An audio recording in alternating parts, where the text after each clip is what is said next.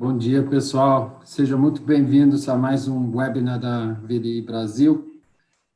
Hoje, dando sequência à nossa discussão sobre a indústria 4.0, com um tema muito caro a todos nós e, de certa forma, né, o mais voltado para o final da jornada, né, do que nós discutimos com a indústria 4.0, o tema da servitização como modelo de negócio no contexto da indústria 4.0. E para conversar conosco sobre esse assunto, nós temos, pela segunda vez, né, o prazer de ter aqui como convidado o professor Alejandro Frank, da Federal do Rio Grande do Sul, né, que vai compartilhar conosco alguns insights bem interessantes sobre esse tema e a relação, né, de servitização com a indústria 4.0. Um grande prazer de ter você de volta aqui conosco, Alejandro.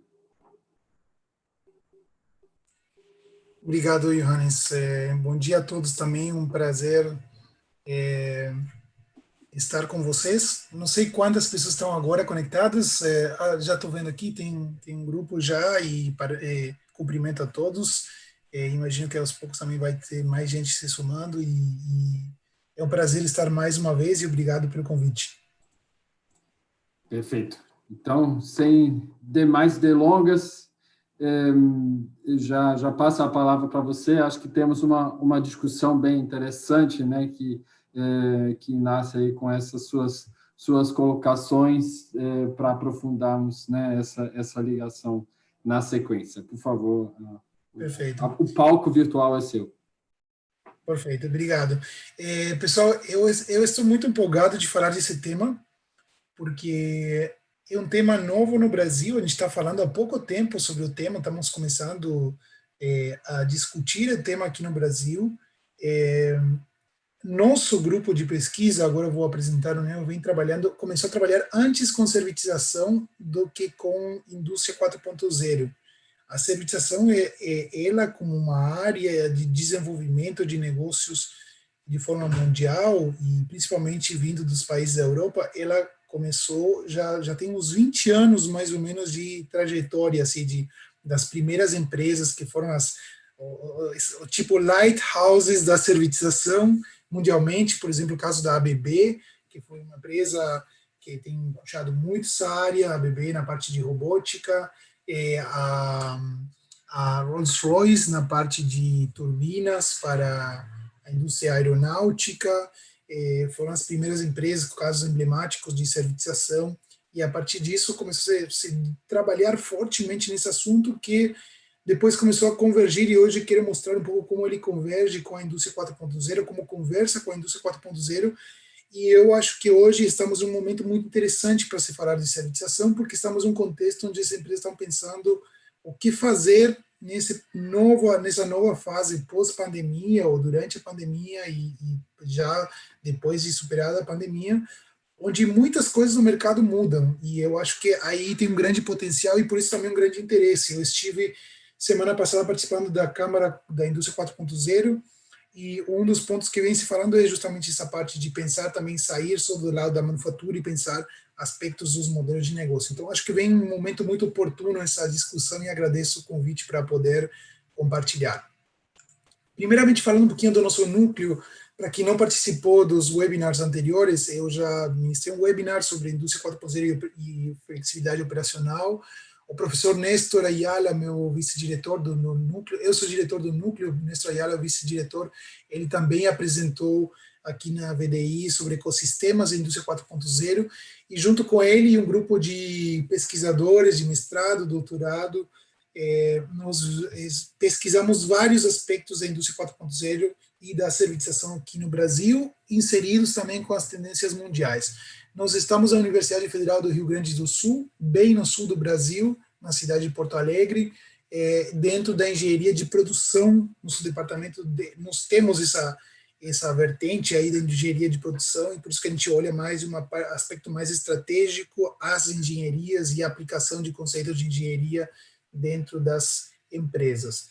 E nós somos um núcleo que trabalha com projetos aplicados, atendendo necessidades da indústria, trabalhamos com pesquisa, gerando novos conhecimentos e trabalhamos também com direcionamentos estratégicos também a nível institucional. Por exemplo, estamos hoje atuando, somos um dos das poucas universidades representadas na Câmara da Indústria 4.0 do governo federal, que é predominantemente composta por industriais. Isso mostra um pouco o nosso DNA de estarmos bem conectados com a indústria. Coordenamos a rede 4.0 na Fiergues, aqui no sul do Brasil, e estamos também com a BDI, trabalhando com eles no hub de manufatura avançada também, que é puxado por eles. E, enfim, estamos em várias iniciativas hoje, então temos crescido bastante nessa área também pelas nossas pesquisas sobre o tema. Então, tenho muito orgulho de falar desse grupo de pesquisadores. Na verdade, tudo que eu vou apresentar é graças ao trabalho de toda essa equipe que vem sendo desenvolvida. Sobre a nossa jornada da indústria 4.0, eu vou contar hoje a mesma história que contei para quem participou do webinar de flexibilidade operacional, mas do outro lado da moeda, porque nós temos duas vertentes, justamente essa vertente que já trabalhávamos de servitização e agora a vertente da indústria 4.0, e eu quero mostrar como isso converge. Nós estamos trabalhando com indústria 4.0 desde 2015, 16. Em 2017, geramos o primeiro produto, que foi uma análise mais detalhada e aplicando técnicas mais avançadas para análise dos dados do contexto brasileiro a partir do perfil da CNI. E já marco um detalhe, nesse relatório chamou muito nossa atenção já que o foco das empresas era muito na integração vertical, naturalmente com uma porta de entrada no processo da indústria 4.0, e eu tinha chamado atenção no webinar anterior que pouca ênfase a aspectos de flexibilidade operacional dentro da manufatura, e outro aspecto que nos chamava muita atenção, que era pouca ênfase, que eu vou mostrar depois, a aspectos externos, de que posso fazer de novo através da indústria 4.0 e reformular o modelo de negócios e os aspectos mais perto do consumidor, mais perto do mercado, como o caso da servitização. Era um outro ponto que nós chamamos atenção nessa pesquisa.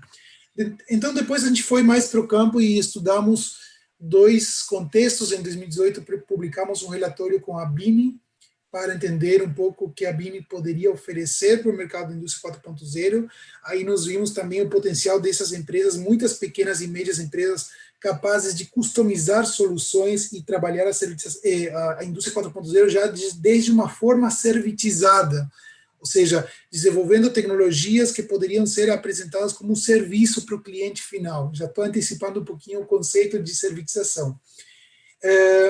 Passamos depois para a parte de adoção de tecnologias em 2019 com a Abimac, fizemos um relatório com eles para entender como as empresas de máquinas e equipamentos utilizavam dentro da produção conceitos da indústria 4.0 já como adopters,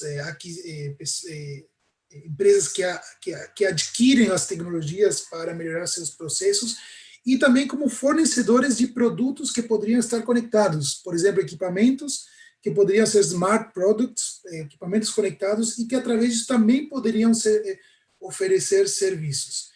E atualmente a gente está estudando como tudo isso impacta, junto com um projeto que estamos conduzindo junto com o MIT aqui no Brasil, como todas essas tendências impactam no perfil do trabalho. E, de novo, ali chama a nossa atenção que, quando a gente fala de adoção de tecnologias, a gente vê também deslocamentos, ou seja, além dos novos modelos de negócios que poderiam ser pensados nas empresas através dos conceitos da indústria 4.0 que a gente viu aqui, também existe um lado do trabalhador, ou seja, o trabalhador que antigamente era um trabalhador, por exemplo, um operário de linha, que ele pode muitas vezes sofrer um upskilling, e ele começa, nós vimos casos aqui no Brasil, casos bem avançados, que não são atípicos. Nós vimos, por exemplo, uma grande empresa montadora de caminhões que ela implementou uma automação bem avançada na sua linha de manufatura, e ela fez um upskilling dos operários para que eles se tornassem pessoal de manutenção e de programação, que fizessem serviços internos de programação e manutenção dos equipamentos, dos robôs e coisas desse tipo. Então, também há, dentro do impacto do trabalho, oportunidades para os trabalhadores, pensando nessa área um pouco mais de serviços industriais, que nós chamamos atenção dentro disso. Então, toda essa jornada, ela se resume nesse ponto aqui. Aliás, agora também nós estamos pensando nesse modelo, nos novos modelos de negócio pós-pandemia, com o impacto da Covid, e que também nos chama muita atenção que as empresas estão buscando o que fazer quando elas precisam manter os clientes, quando precisam manter o mercado, em um mercado que não está comprando seus produtos. E aí, de novo, começamos a ver oportunidades para essa entrada de um modelo mais servitizado, mais voltado para os serviços. Toda essa jornada que a gente vem fazendo aqui de estudos é para a gente desenvolver mais uma visão mais de ecossistema dentro da indústria 4.0, e dentro desses ecossistemas não só pensar de uma forma tão tradicional, tão encaixotada dentro do que a gente vê da visão no Brasil, que é pensar a indústria 4.0 como um aumento de produtividade, senão que a indústria 4.0 também como um modelo para nós pensarmos novos modelos de negócios e novas formas de pensar a empresa como um todo, a empresa que tem uma base industrial, mas que pode ser expandida. Se a gente olha em termos de manchetes e tendências mundiais, a gente encontra muitos movimentos nessa direção. Eu acho que a indústria automotiva ela é sempre um termômetro do que vai ser a próxima geração, pelo menos da manufatura. Tradicionalmente, os conceitos de produção têm vindo da indústria automotiva e é um bom termômetro para olhar mais indústrias um pouco mais clássicas, não aquelas que são high-tech. E se a gente olha aqui um pouco algumas manchetes que não são tão novas aqui, 2017, 2018, algumas, Ford querendo desenvolver rival da Uber, Google se associando ao Fiat Chrysler no projeto de carro autônomo, GM comprando parte da Lyft para entrar nessa parte de carros compartilhados. Aqui no Brasil, Mercedes-Benz entrando com modelo de aluguel, a BMW também encontrando um modelo de subscrição. E aqui no Brasil também acho que a Toyota tem entrado. A gente está vendo, de forma geral, uma tendência, por exemplo, no setor tão clássico como o setor automotivo, uma tendência a tentar olhar o produto de uma forma diferente. Porque enquanto eu penso, por exemplo, um carro com melhor potência, mais eficiência, custos do carro e coisas do tipo, eu ainda estou pensando no modelo clássico. Ou penso, por exemplo, melhorar a manutenção na concessionária, ainda o modelo clássico, mesmo que tenha uma componente de serviços. Mas na hora que começo a pensar um carro, por exemplo, no futuro, um carro autônomo, autodirigido, onde o cliente ele paga somente pela utilização, ou ele tem uma subscrição que ele pode escolher o carro que ele quer, ou ele usa o modelo uberizado, por assim dizer, são modelos completamente diferentes em forma de utilização do produto por parte do consumidor. E tem várias tendências que marcam, por exemplo, a indústria automotiva, os jovens, a nova geração, os adolescentes de hoje que têm cada vez menos interesse por tirar a carteira de motorista, também os problemas sociais e econômicos que fazem com que as pessoas pensem menos na posse de um veículo. Então, tudo isso marca novas tendências também do consumo que acabam afetando a forma como as empresas vão buscar olhar no futuro dessa indústria. E a gente vê mundialmente alguns movimentos voltados muito mais para aquilo que eu coloco aqui, um carro como um bem compartilhado por vários usuários, onde o usuário ele tem menos poder na posse do produto e mais no valor e na utilização que esse produto oferece. E dessa maneira, a gente poderia usar vários outros mercados. De certa forma, o consumidor está valorizando menos a posse e muito mais o valor oferecido pela solução, pelo produto. Falo para meus alunos, quando ministro as aulas de serviçação, por exemplo, será que faz sentido a gente ter uma furadeira em casa? É uma coisa legal. Eu, como engenheiro aqui, provavelmente grande parte da audiência é engenheiro, é muito legal ter uma furadeira, mas quantos furos a gente faz em casa que não trabalha com isso como uma ferramenta? Então, quantos furos a gente faz em casa por ano para ter um payback do investimento? Estou fazendo um produto muito mais acessível, por assim dizer. Mas vejam só, se eu começo a pensar de uma forma racional, não faz sentido eu ter a posse do produto. Faria muito mais sentido, talvez, eu ter o produto quando eu preciso ele. E eu acho que novo momento social e econômico começa a trazer mais essa componente do usuário. A Uber mostra isso quando as pessoas, por exemplo, muitas pessoas, inclusive na minha própria casa, a gente deixou de optar por ter um segundo carro e a gente tem um carro para tudo que a gente precisa e a segunda opção é um modelo compartilhado, um modelo de Uber ou outras marcas para poder compartilhar. Isso mostra uma migração do peso de alguns aspectos de valor do mercado. Então, isso marca um pouco algumas tendências. E se a gente vai já para dentro do conceito da indústria 4.0, eu acho que esse é um elo perdido dentro da indústria 4.0, porque se a gente olha os relatórios que foram gerados na Alemanha lá em 2013, já quando saiu o primeiro relatório, depois do conceito da indústria 4.0 ter sido acunhado em 2011, o conceito inicial da indústria 4.0 ele falava de a manufatura, claro, com um grande peso, mas ele falava, por exemplo, de uma economia circular e um consumo mais racional. Ele falava de ofertas de serviços ou produtos sendo oferecidos, inclusive, como serviços. Só que, de forma geral, uma grande tendência, a gente acabou dando um excessivo peso à manufatura, não excessivo no sentido que está errado, mas a gente acabou focando muito na manufatura e esquecemos outras dimensões que nós chamamos de smarts, outros smarts da indústria 4.0, que são ligados também com esse conceito mais produtivo, mais da manufatura. E um deles, que nós trabalhamos também nesse trabalho que a gente desenvolveu onde a gente propõe esses 5 smarts da indústria 4.0, a gente propõe o coração disso, a manufatura, claro, mas a gente pensa numa empresa produtiva, ela tendo outras áreas também que ela vai trabalhar, com uma cadeia de suprimentos inteligente, forma de consumo inteligente, um trabalho inteligente e também uma parte de pensar a oferta de sistemas, produtos, serviços conectados, ou seja, pensar um projeto onde tenho produtos, tenho serviços, eu posso conversar com eles com uma mesma proposta de valor para o mercado, pensar pacotes de valor integrados e aí ainda conectados e inteligentes que possam gerar mais valor a partir dos dados. Eu acho que aí tem um grande potencial a servitização dentro dessa tendência de indústria 4.0, principalmente quando a gente olha essas tecnologias alavancadoras da indústria 4.0, como a internet das coisas, cloud, big data, analytics, que dá um grande potencial também na oferta de serviços que a gente tem. Depois eu vou dar alguns exemplos para aqueles que estejam ainda pensando como posso ver isso na prática.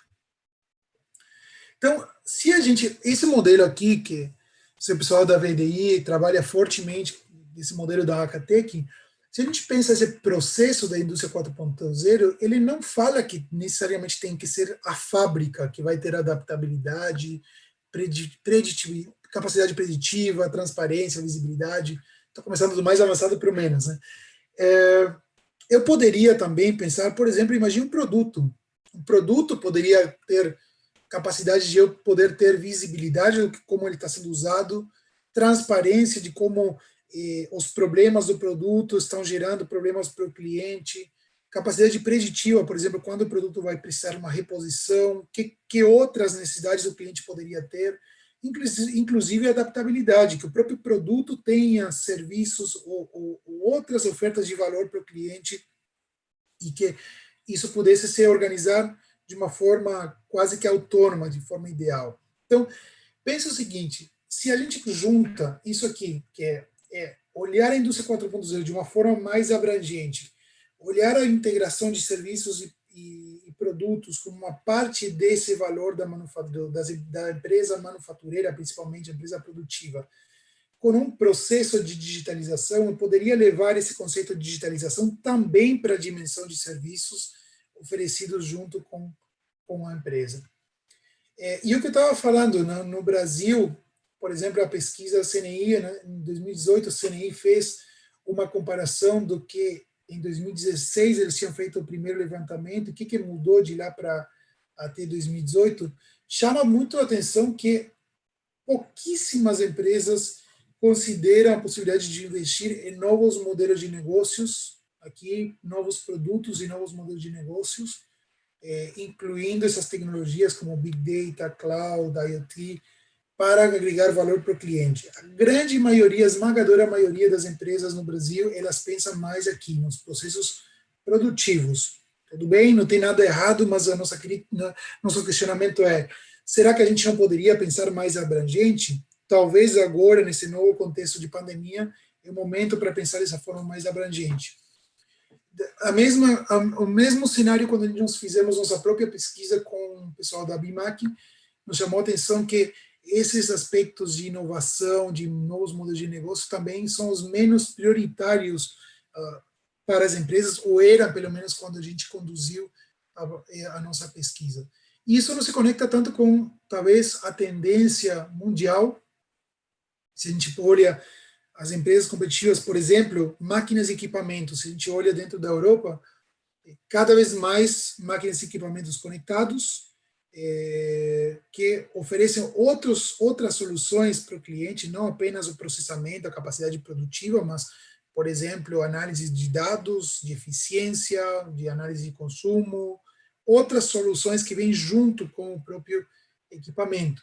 Isso nós vemos na tendência mundial assim, de modelos de manufatura. Por exemplo, um aumento da quantidade de serviços oferecidos ao cliente, tanto em pré-venda como pós-venda, com a expansão de serviços além da manutenção, mais conectividade dos produtos, primeiro por uma parte básica que é monitoramento dos produtos, mas muito mais ainda, pensando de uma forma mais inteligente para aumentar a conectividade do cliente com a marca, e novos modelos de negócios, por exemplo, comprar versus alugar, ou soluções integradas, onde o cliente tem um serviço, tem um produto, e ele usa isso como um sistema integrado.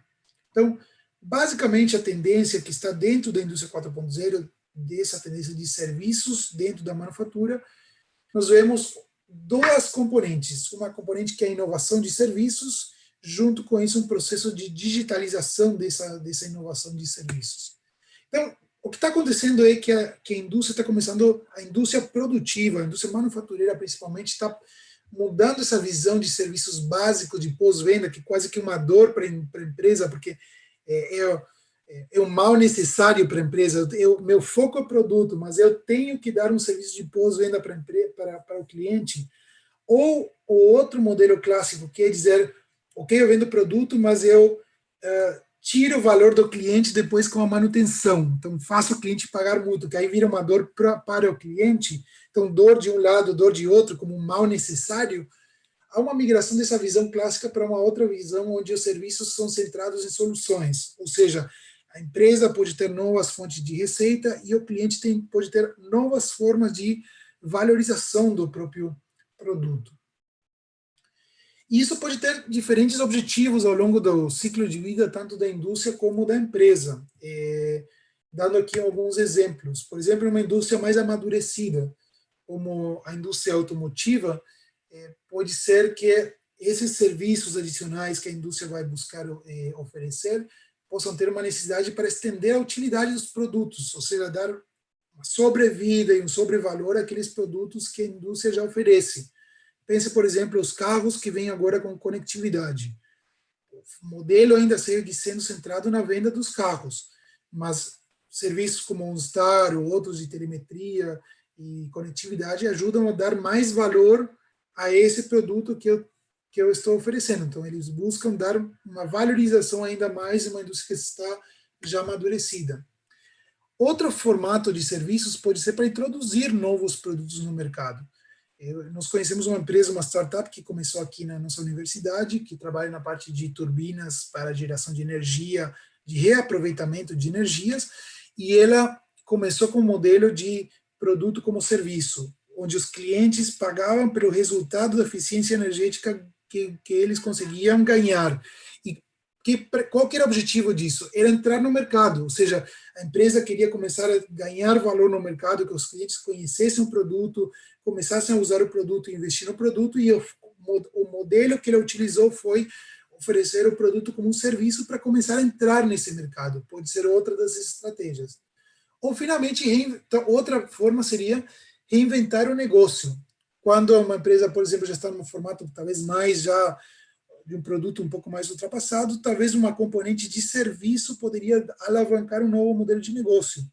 Pense, por exemplo, casos como IBM, Ericsson, que eram empresas do setor de telecomunicação. Quando elas perceberam que o hardware começou a virar um commodity e que tinham outros países que podiam produzir a mais escala e a um custo mais baixo, elas usaram toda a competência que elas tinham sobre o produto e levaram tudo isso para uma competência de consultoria, de valor agregado no serviço, no componente de serviço que elas poderiam oferecer.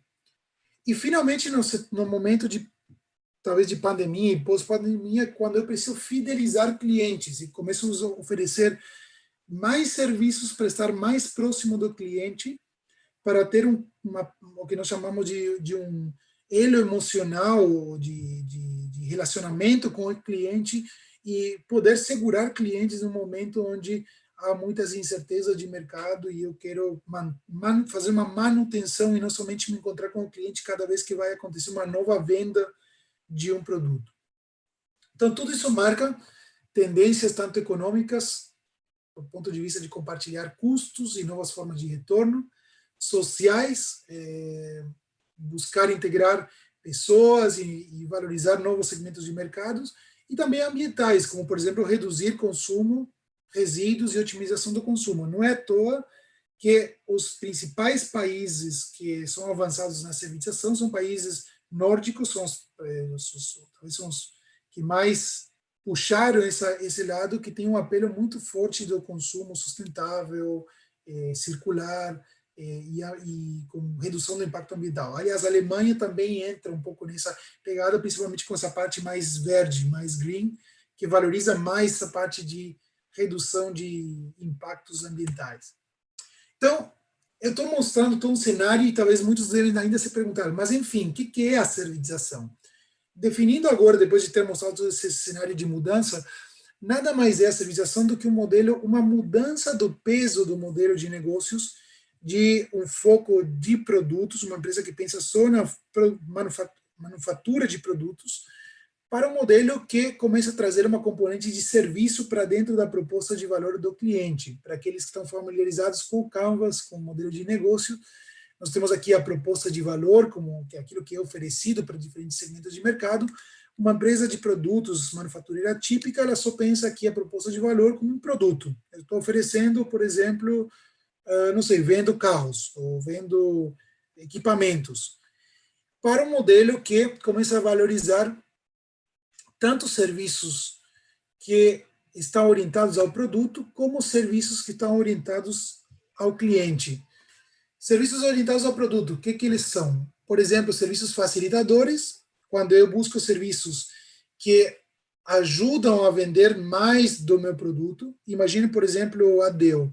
Quando a Dell vende os seus computadores, uma componente forte que agrega valor ao produto dela é o Complete Care, ou seja, o cliente, por exemplo, o cliente business, ele paga um pouco a mais por um serviço de ele poder ter reposição de qualquer peça quebrada do computador sem custo adicional. Então, meu computador caiu, veio uma chuva, molhou, queimou meu computador. Estou contando casos, experiências próprias. Tudo isso eu não preciso me preocupar, porque tem um serviço que depois vai trocar as peças e eu mantenho a utilização desse produto. Então, me facilita, me ajuda para o produto. Segundo caso seriam serviços de customização, quando são adaptações do produto para diferentes contextos. Pensem isso muito, vem acontecendo muito no mercado business to business. Por exemplo, a GE, que tem uma área de tratamento de águas, e as empresas que utilizam água para seus processos, elas já não compram mais um equipamento, elas pagam por quilos ou litros de água tratada. Então, a empresa chega com toda a sua tecnologia e com seu serviço para oferecer um serviço customizado para esse setor industrial. Ou, por exemplo, uma empresa de EPIs, que ao invés de vender somente os EPIs, ela vende os serviços de gestão de EPIs dentro da fábrica. E a fábrica não se preocupa mais com organizar a utilização de EPIs. Ela tem esse serviço oferecido junto com o produto. Ou produtos substitutivos, que ao invés de eu vender o produto, eu vendo o serviço, o produto como um serviço. É o caso de mercados onde eu deixo de pagar, o caso que eu falei, por exemplo, eu deixo de pagar por uma furadeira, eu pago pela uma assinatura para poder usar sempre que eu precisar. No caso da uberização também do mercado de mobilidade. E, por outro lado, serviços orientados ao cliente, quando eu começo a pensar outro segmento de serviços, serviços derivados, onde eu começo a olhar valor na manufatura para poder trazer novas propostas de valor. Muitas empresas manufatureiras, elas se tornaram muito competentes em alguma atividade que elas fazem para seus processos internos e elas começam a vender isso para outros mercados. Alguns exemplos, o pessoal da Randon, por exemplo, eles têm o Centro Tecnológico da Randon. Nesse centro, eles fazem testes de caminhões, das carrocerias, das carretas, tudo que eles desenvolvem, tem esse centro para testar todos os produtos deles. Mas esse centro é muito competente e eles podem vender horas desse centro para o mercado externo, como serviços externos que agregam mais valor ao negócio da Randon, e eles podem utilizar essa competência para fora. E, finalmente, serviços de expansão, onde a empresa pode pensar outros mercados, pode começar a investir em mercados totalmente puros de serviço, como, por exemplo, financeiros, seguros, como tem acontecido, por exemplo, no setor de máquinas agrícolas, onde eu penso todas as necessidades do agricultor que vai utilizar o equipamento, tanto a parte de financiamento, também da lavoura, da plantação, como, enfim, seguros quando acontecem fatores climáticos, e eu começo a oferecer essas outras componentes dentro da minha proposta de valor. Que trago alguns exemplos. Vejam, por exemplo, o setor de caminhões vem trabalhando muito soluções de telemetria, que são serviços facilitadores, porque ajuda a dar mais valor ao produto. Ou outros segmentos, por exemplo, essa empresa aqui que ela faz adaptação para cada cliente, isso seria um serviço customizado, onde cada cliente vai comprar se quer comprar um caminhão para serviço de bombeiros, a empresa faz a customização e adaptação para cada solução particular. Serviços substitutivos aqui, vendendo como a BMW, que entrou no mercado de Product as a Service, oferecendo os carros não somente como produtos, mas também como um serviço que o cliente pode fazer uma assinatura e poder utilizar. E esse lado aqui mais inovador, que seria os serviços que nós chamamos de serviços derivativos, como o caso da Novus, que começou a trabalhar, eles têm uma área de calibração interna de serviços de metrologia interna para garantir a qualidade dos produtos deles, mas ficou tão boa essa área que eles começaram a vender isso como uma nova solução de serviços puro. Hoje a Novus, além da parte de produção de componentes eletrônicos, ela tem uma área que é novos serviços de metrologia, que é serviços puros, mas que nasce no conhecimento que a empresa tem interiormente. Um caso bem recente agora, a gente falando da parte da Covid, da pandemia, a Marco Polo, por exemplo, ela desenvolveu toda essa solução aqui para garantir uma higienização dos ônibus, por esse problema agora da Covid, e agora ele está usando essa solução também para os estágios, que virou uma solução que poderia ser vendida em outros mercados. Então, o que eu quero mostrar com isso é que todas essas competências da manufatura, elas podem ser expandidas para outras formas de negócios. E a indústria 4.0, de certa forma, ajuda para isso, porque as tecnologias habilitadoras da indústria 4.0, elas podem ajudar a eu alavancar serviços de uma forma que eu não conseguia antes dentro do modelo de manufatura. Primeiro, posso começar a pensar esse lado do cliente, de pensar o que o cliente quer de uma forma diferente, mas eu consigo criar escalabilidade nessas soluções a partir de tecnologias. Por exemplo, pense em uma empresa que faz instalação, vende elevadores e faz instalação e manutenção de elevadores. Que é o que está acontecendo no Brasil, que quando elas começam a usar, por exemplo, soluções baseadas em smart glasses, esses técnicos eles podem ter suporte de gente mais qualificada, que está distante, de forma remota, e eu consigo escalar esse serviço, porque consigo ter mais técnicos em campo que são suportados por gente mais qualificada que está lá para dar suporte a esse processo de manutenção. Então, a tecnologia ajuda a alavancar esse serviço, porque eu tenho agora um potencial de escala maior dentro do serviço. Ou, por exemplo, serviços de inteligência artificial, que começam a trabalhar, a simular atendimentos reais com máquinas, com computadores, e que me ajuda a oferecer mais serviços, ou de uma forma mais customizada, serviços que são massificados, que isso na área mais de mercado, como o banco, tem crescido muito, e agora na parte de produtos está começando a crescer também. Um ponto que as empresas, quando pensam no foco de indústria 4.0, poderiam começar a avançar é o que nós discutimos nesse trabalho aqui, que publicamos há pouco tempo atrás, no início desse ano, onde a gente mostra que, na verdade, essas diferentes formas de serviços dentro da servitização, elas podem ser alavancadas com diferentes níveis de servitização.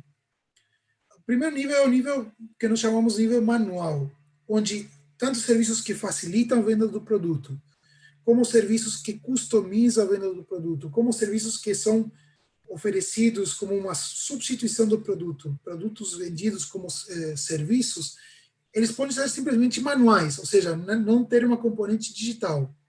Por exemplo, aqui, indo para esse exemplo, uma manutenção de um equipamento, esse projeto de engenharia dentro de fábrica, ou um modelo de serviço para aluguel, não necessariamente eles têm que ter uma componente digital. E nesse caso, nós não estamos falando necessariamente de indústria 4.0, se nós falamos que a indústria 4.0 ela tem essa componente digital dentro do processo. Mas eu posso pensar uma segunda geração, essa seria aqui a primeira geração da servitização, que são a geração de 20 anos atrás, que ainda o Brasil está engatinhando nisso, mas que tem um potencial já dentro disso, que é uma forma de servitização que agrega mais valor para o cliente, ou seja, nós dizemos que está orientada para o cliente, porque eu penso assim, como posso oferecer novas ofertas de valor para esse cliente que eu quero valorizar? Aí eu passo para um segundo nível, que é o nível digital, onde começo a colocar componentes digitais dentro do meu produto, ainda centrado no cliente, ou seja, esses mesmos serviços aqui, serviços que facilitam a venda do produto, serviços que ajudam a customizar o produto, ou serviços que ajudam a substituir a venda do produto por um serviço, ou seja, Product as a Service, centrados ainda no cliente, ou seja, eu penso como conectividade, como aplicativos, softwares, plataformas digitais poderiam ajudar para isso. Pense, por exemplo, os serviços de suporte remoto da Dell, a ABB, que faz monitoramento dos robôs e ajuda a informar para o cliente se ele tem algum problema de funcionamento do robô, ou a própria Daimler com o Car2Go na Europa, que tem um modelo de carro utilizado como serviço de mobilidade dentro da cidade. Todos eles têm uma plataforma digital, ou seja, nenhum desses modelos funciona se eu não teria conectividade com IoT, sensores, uma plataforma cloud, integração com aplicativos, com cliente, toda essa parte de plataformas digitais. Só que esses modelos, eles ainda estão centrados no cliente, ou seja, eu estou pensando só do ponto de vista de como oferecer valor para o cliente. Isso seria o que nós chamamos a segunda geração da servitização, que é a geração da servitização digital, que é o que está começando a aparecer mais nesse momento. E a terceira geração, que é o que nós chamamos, que nós entendemos que realmente alavanca o conceito de indústria 4.0, lembrem aquele modelo dos 5 smarts da indústria 4.0 que eu tinha apresentado, é quando eu começo a ver os serviços com o valor também deles estarem conectados com a manufatura. Ou seja, eu penso um valor não somente orientado para o cliente, mas um valor orientado tanto para o cliente como para o processo interno, onde os mesmos serviços que facilitam a venda do produto, ou serviços que ajudam a customizar o produto, ou serviços que ajudam a vender o produto como um serviço no modelo Product as a Service, eles buscam gerar esse valor, como da forma anterior, para o cliente, mas também eu estou esperto, focado, pensando como esses dados poderiam ser utilizados para melhorar meus processos internos, tanto de engenharia, como para melhorar o ciclo de desenvolvimento de produto, como de manufatura, pensando, por exemplo, como posso melhorar problemas de manufatura que impactam depois no cliente, ou também, inclusive, programar melhor a minha produção. Isso é muito novo, mas pensem, por exemplo, modelos como aqui a GM da OnStar, eles ainda não chegaram nesse nível ainda, mas no momento que eu tenho todos os carros conectados, eu ofereço serviços de atendimento ao cliente através do serviço OnStar, com aplicativos e tal, mas eu também sei quanto que o meu carro está rodando, quando que o cliente vai precisar de uma manutenção, quando que esse carro vai precisar uma reposição, porque já está chegando no momento do fim do ciclo de vida e o cliente vai querer comprar um novo carro. Posso ver que problemas esse veículo está tendo dentro do funcionamento de todo o computador a bordo, já mandando essas informações e planejando a própria engenharia para a melhoria do produto. Então, todo esse ciclo que eu demorava mais de aprender, tudo o que acontecia do meu produto no mercado, eu consigo encurtar, fazer mais ágil, porque eu já trago todas essas informações para dentro da manufatura, dentro dos processos de engenharia, e consigo agregar mais valor interno também, e não somente como um serviço que agrega valor para o cliente. Nós entendemos que é aí que está o grande potencial da próxima geração de conexão entre indústria 4.0, pensando nesse modelo mais interno da manufatura, com essa parte de serviços, porque eu agrego valor para o cliente e trago o valor também para dentro da própria empresa para pensar a nova geração de produtos e pensar a otimização também de manufatura. E isso é uma tendência que ainda está engatinhando, mas à medida que eu tenho mais smart products, produtos inteligentes que estão conectados, que estão coletando dados e informações, eu consigo ter mais potencial para essa nova forma de ver a integração dos produtos no mercado com a integração dentro da própria empresa, nos processos de engenharia e de manufatura, além de outros processos também. Eu só estou enfatizando aqueles processos onde eu trabalho um pouco mais próximo dentro dessa visão de indústria 4.0. Isso avança ainda mais. Tem um artigo de Porter, Michael Porter, um cara muito famoso da Harvard, que ele trabalha sobre, tem um trabalho sobre smart products. Ele fala sobre o crescimento dos produtos conectados, que eles vão se conectando até virar sistema de sistemas. Pense, por exemplo, hoje no setor do agro, posso ter colheitadeiras remotas, operadas de forma autônoma e forma remota, que estão conectadas também com drones que fazem controle, e o operador lá, talvez o fazendeiro, controlando a distância, tudo isso. Hoje é possível já se fazer isso, já existe no mercado. Então, isso seriam sistemas e sistemas, vários sistemas conectados. Um drone que poderia funcionar independentemente, uma colheitadeira, um trator, e tudo isso conectado dentro de um grande sistema. No Brasil, onde a gente está vendo que está crescendo, um dos exemplos é o setor de caminhões. Pense no caminhão como um sistema de sistemas. O caminhão é um negócio, ele precisa estar rodando. E um setor onde o produto tem avançado muito como produto conectado, porque os produtos de telemetria e de controle do caminhão e de atendimento remoto para o caminhão ajudam a eu garantir aquilo que mais precisa o caminhoneiro, que é a disponibilidade do produto. Ele precisa que seu produto, o caminhão, esteja sempre pronto para rodar. Porque quando não está rodando, ele está perdendo dinheiro. Então, o ponto é como eu alavanco todo o negócio para poder manter esse produto estando sempre operando. Então, a indústria de caminhões, ela tem avançado muito aqui, na conectividade dos caminhões.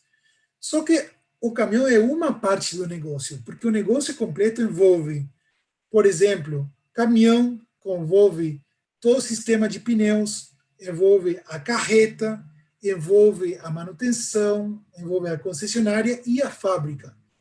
No momento que começo a pensar cada parte delas conectadas, eu começo a trazer valor de formas diferentes, ou seja, o caminhão conectado, que posso programar manutenção, posso programar toda a parte da concessionária, inclusive da fábrica. Mas a Michelin, por exemplo, na Europa, também tem trabalhado com pneu como um serviço, onde as empresas podem contratar pagam por quilômetros de pneu rodado, e os pneus já vêm sensoriados e a empresa pode pagar por quilômetros de rodagem. Então, tem todo esse sistema aqui que controla os pneus dos caminhões, que também é uma parte do negócio. Ou, por exemplo, quando eu começo a conectar a carreta e começo a ter dados do que está acontecendo em termos de controle de carga, monitoramento de carga, segurança de carga e outros aspectos também da carga. Então, começo a ter sistemas de sistemas, e em cima de cada um desses sistemas, vejam que a conectividade, digitalização, que integra partes do negócio e ainda dá mais valor ainda para esse negócio que nós temos, que seria o caminhoneiro que precisa um produto rodando e operando a maior parte do tempo. Então, para isso, preciso, dentro da servitização, preciso pensar 3 grandes áreas, pensando, por exemplo, um negócio bastante avançado, como o caso da Car2Go na Europa, que seria pensar primeiro que estratégias de serviços eu vou ter numa empresa que pensa na mentalidade de produto. Então, a servitização é um aspecto estratégico da empresa e precisa de uma visão estratégica dentro da liderança empresarial. Eu preciso ter recursos de serviços, que é um gargalo dentro da manufatura. Imaginem a engenharia de produto clássica, focada em engenheiros mecânicos, eletrônicos, eletricistas, e que vai ter que pensar também como fazer esses projetos pensados no cliente, trabalhando mais próximos do cliente, que é um grande desafio, formar recursos humanos e competências internas da empresa voltadas para serviços, e depois toda a parte da operação do serviço, como eu vou oferecer esse serviço, a frente de trabalho, equipe de serviços, o atendimento, como vai ser, toda essa parte do front-end, aquilo que vai, a forma de operar esse serviço também é uma área que tem que ser trabalhada quando a gente implementa a servitização. Chegando no final, o que nós vemos de principais tendências e desafios? Como tendências, cada vez mais dentro da indústria 4.0, o Nestor, na sua palestra aqui no webinar com a VDI, ele falou sobre ecossistemas da indústria 4.0. Cada vez mais nós vemos que as empresas que vão se engajar na visão de indústria 4.0 vão trabalhar numa lógica de ecossistemas, trabalhando de forma integrada. Então, o que nós estamos vendo, que já está acontecendo no mercado, não é a mesma empresa que faz o produto manufaturado, o processo de digitalização e o serviço. Geralmente são várias empresas que trabalham de forma integrada, de forma de uma parceria. E isso agrega valor ao negócio. Ou grandes empresas que conseguem investir em outros segmentos. Eu tenho acompanhado aqui no Brasil, não entrevistamos ainda, mas acompanho assim, olhando, por exemplo, o movimento da WEG, que é um caso interessante, que ela vem investindo em outras empresas que estão trabalhando na digitalização para integrar um ecossistema que seja capaz de alavancar o processo de digitalização da empresa. Então, esse modelo de ecossistemas é um modelo que vai tender a crescer. Então, negócios cada vez mais integrados e dependentes, sistema de sistemas, e muitas startups também entrando ali, tendo oportunidades, porque quando tem os produtos conectados, tem oportunidades para análise de grandes massas de dados, serviços baseados em análise desses dados, onde nós vemos uma proliferação de empresas startups também focando nessa parte do valor. Como principais desafios para as empresas, eu vejo que um dos principais desafios é a precificação do serviço. Não é fácil precificar, principalmente quando eu tenho que... Isso vai impactar no valor do produto. Ou seja, imagine, por exemplo, pensar o produto como um serviço, e agora, tudo bem, pode ser até legal para o cliente, mas agora eu tenho que pensar um fluxo de caixa onde vou ter que diluir essas receitas, vou diluir talvez em 2 anos, ao invés de ter uma receita forte de entrada. Isso impacta muito no fluxo de caixa da empresa, tem que ser muito bem planejado como isso vai ser organizado dentro da parte financeira da empresa. Envolve uma mudança organizacional, eu vou ter que trabalhar mais integrado. Antigamente, ou até agora, o que nós vemos é uma empresa de manufatura, ela tem a parte de serviço como pós-venda, o pessoal que se vire com o cliente. os engenheiros dentro da empresa eles estão ali numa cápsula mais isolados, trabalhando no projeto do produto. Quando eu penso na solução servitizada, eu preciso trazer essas pessoas, essas áreas juntos, pensando na solução de uma forma mais integrada. E isso tem uma mudança organizacional muito grande. E, finalmente, a questão de investimentos da indústria 4.0, investimentos digitais. Por exemplo, decidir em quem investir da indústria 4.0, sensoriamentos, IoT, inteligência artificial, aonde e o que eu vou investir para alavancar a parte digital dos serviços, também é um desafio de tomar decisões que muitas vezes ainda são decisões que vão ter um investimento mais estratégico e ainda não é claro o payback desses investimentos, porque muitos deles são muito novos, então não tem business cases ainda para poder ter uma noção clara dos retornos. Isso também é um grande desafio dentro dessa nova tendência. Então, como reflexão final, só deixando uma última reflexão, eu acho que não acredito que toda empresa deva entrar num processo de servitização. Acho que tem que ser muito bem planejado e avaliado desde o ponto de vista estratégico, mas sim eu acredito que é um grande potencial pouco explorado aqui, pelo menos no sul Brasil, de pensar esse componente de serviço. Eu acho que esse momento de pandemia nós temos visto, outro dia estava numa reunião com o pessoal, por exemplo, da Abimac, e eles manifestaram que tem crescido muito o interesse de como, por exemplo, dar mais conectividade aos equipamentos, principalmente agora que as empresas estão desafiadas a mostrar mais valor para o cliente. Então, acho que essa tendência agora, com esse novo cenário, vai se acelerar, talvez, aqui no Brasil, ou se incentivar mais, mas eu acho que é um processo que precisa ser muito bem planejado, porque tem impactos em vários aspectos, organizacionais, financeiros, concepção do produto, mas eu sou fiel, eu acredito fielmente no valor que pode agregar, e nós temos muitos casos de sucessos na Europa, e isso é uma tendência mundial, Estados Unidos também, mas a Europa como principal promotora desse movimento, eu acho que isso vai tender a crescer mais nos próximos anos.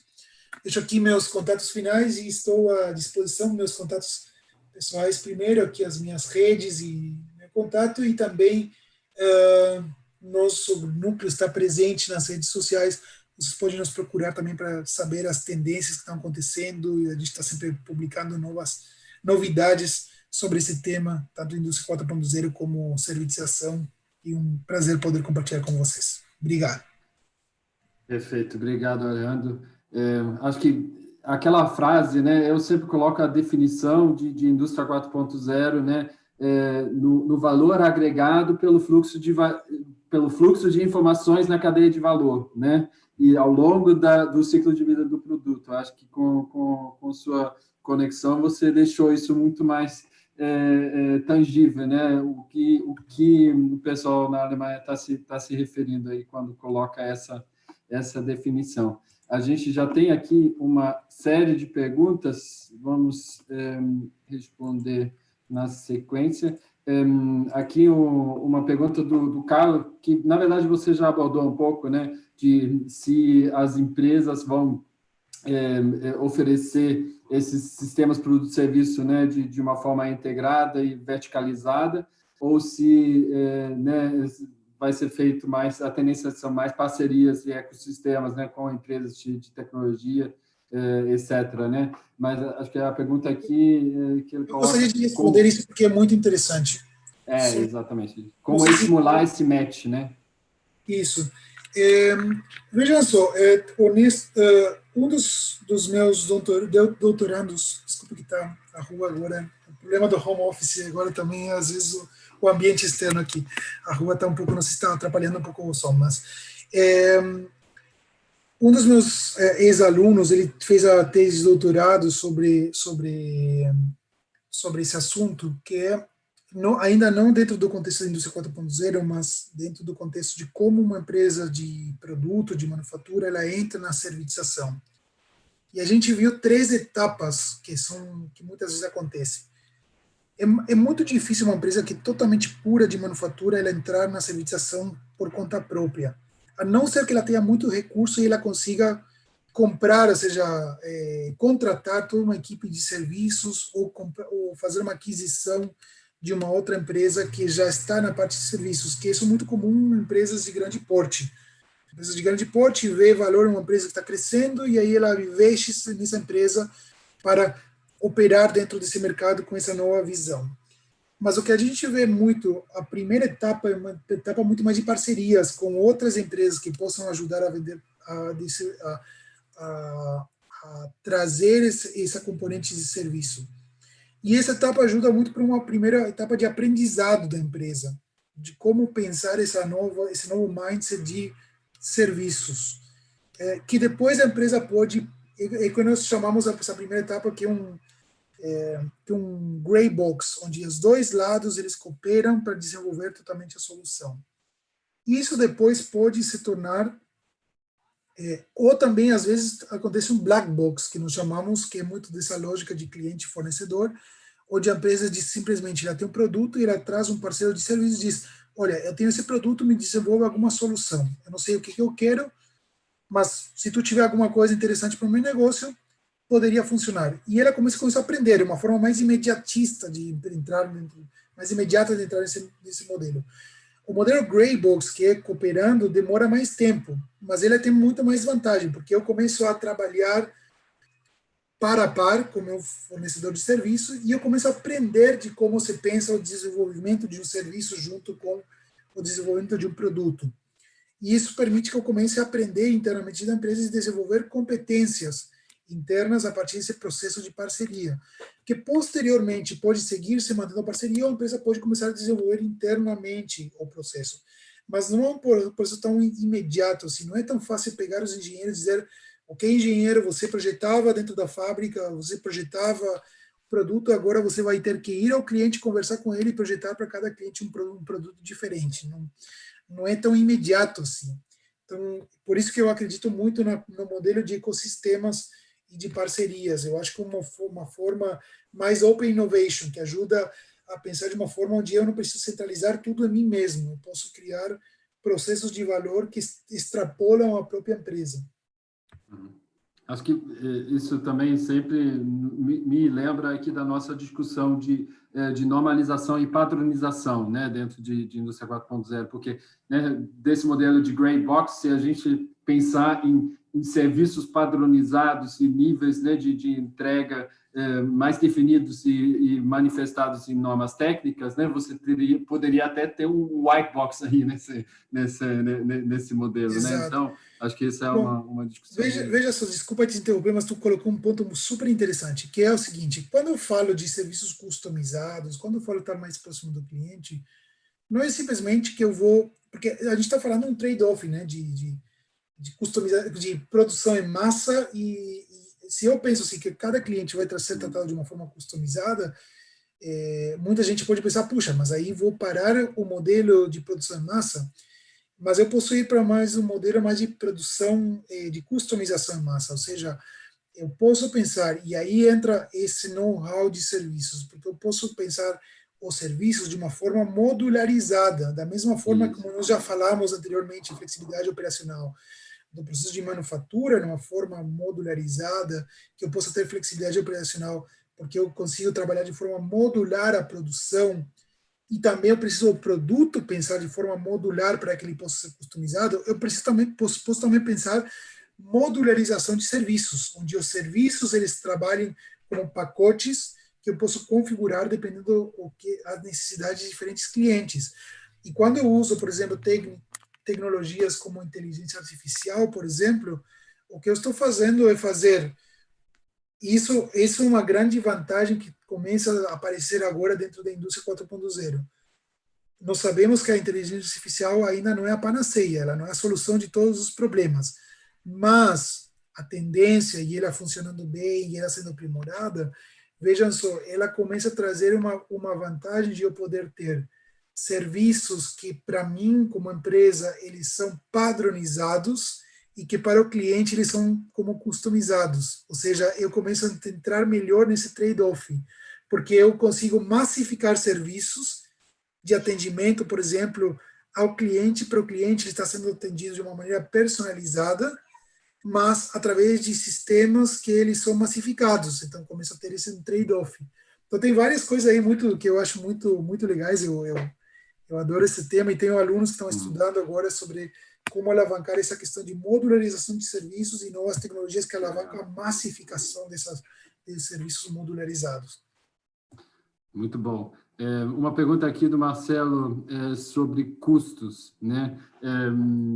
Nessa transição de uma empresa que trabalha com hardware e vai agregando serviços de software junto, né? A gente já mencionou o tema também por exemplo, do comissionamento virtual, né? No setor de máquinas, né?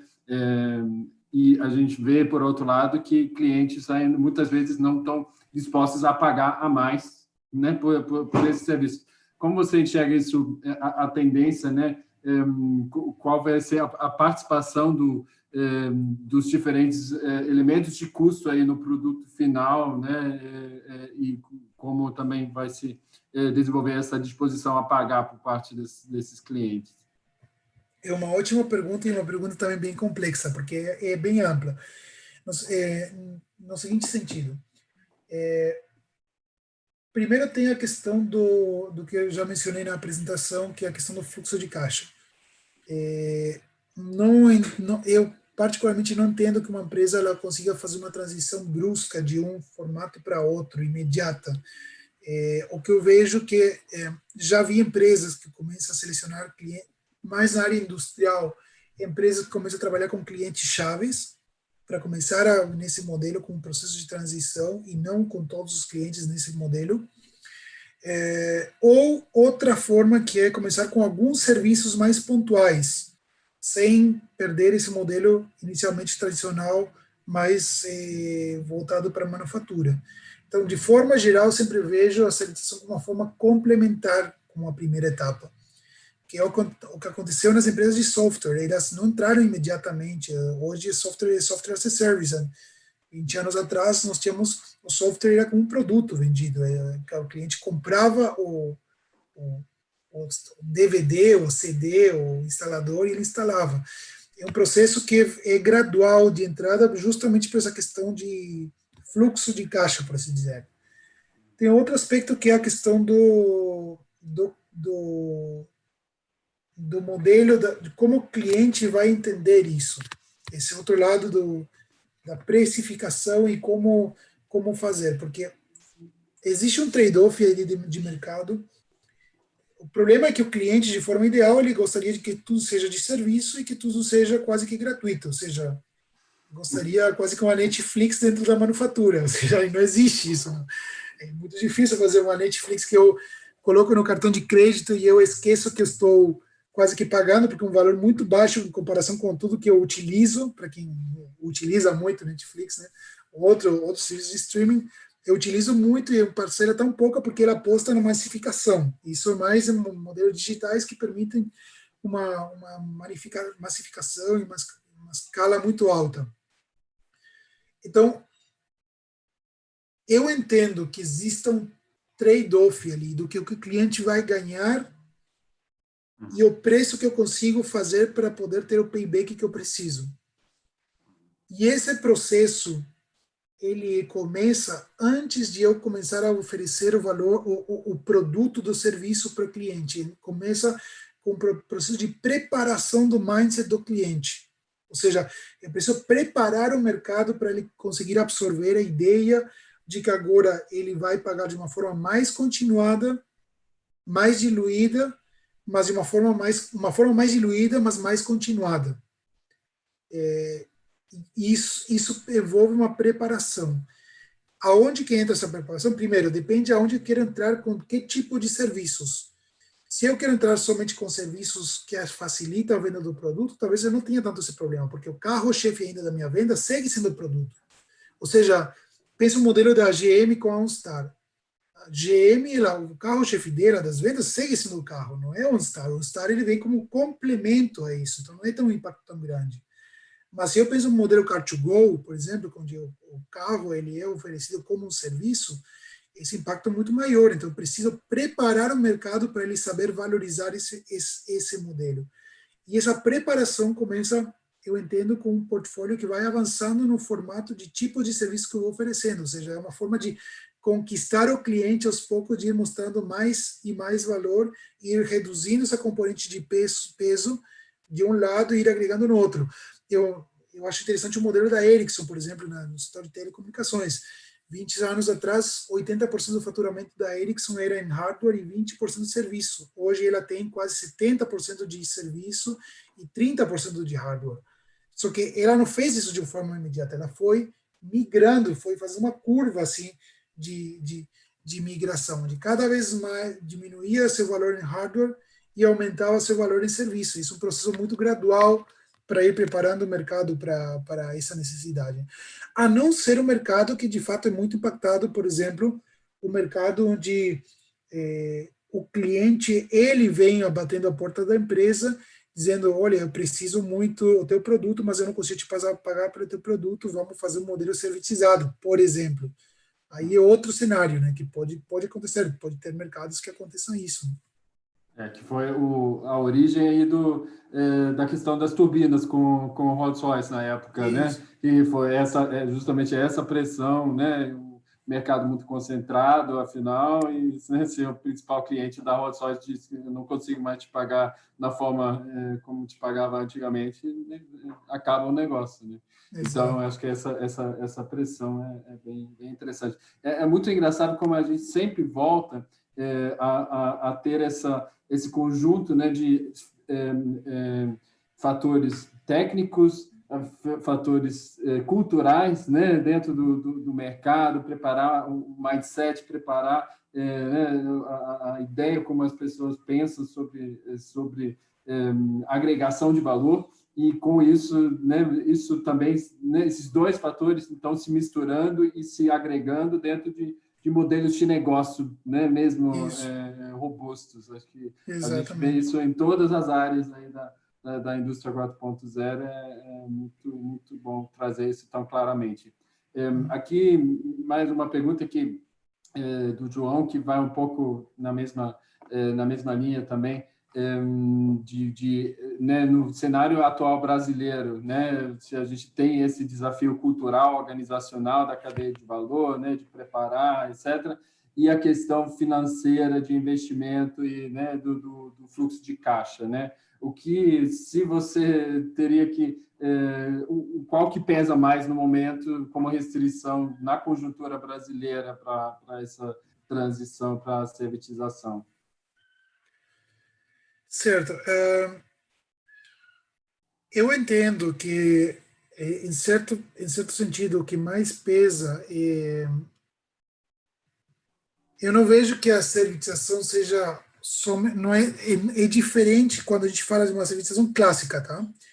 Ele é diferente do problema da indústria 4.0, que ela envolve um investimento muito grande tecnológico. Estou falando da servitização clássica, nem falando ainda da primeira geração, tá? Que eu acho que a gente tem que começar a pensar primeiro essa lógica mais básica.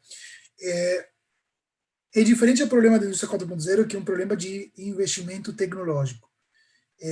O problema maior é visão de forma de trabalhar, modelo de negócio. Pelo menos a realidade que eu conheço, que eu tenho entrevistado e visto das empresas, o empresário brasileiro, ele, de forma geral, ele trabalha de uma forma muito como se chama, de late mover, seguindo tendências. Então, nós, no Brasil, não estamos muito formados, e menos as engenharias, a pensar visão de negócio.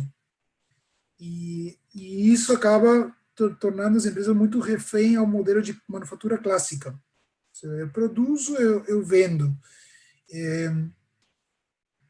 Fazer um modelo servitizado, ele demanda sair dessa zona de conforto, repensar o negócio, repensar a organização, repensar o mercado, trabalhar com isso. E isso eu acho que já falei também na minha palestra da indústria 4.0. Isso é um ponto muito difícil no Brasil, porque também na indústria 4.0, as empresas, a nossa experiência, as empresas têm dificuldade de querer investir no aspecto estratégico da indústria 4.0. Elas querem um retorno imediato, um projeto piloto de tecnologia, um retorno imediato disso, em termos de payback.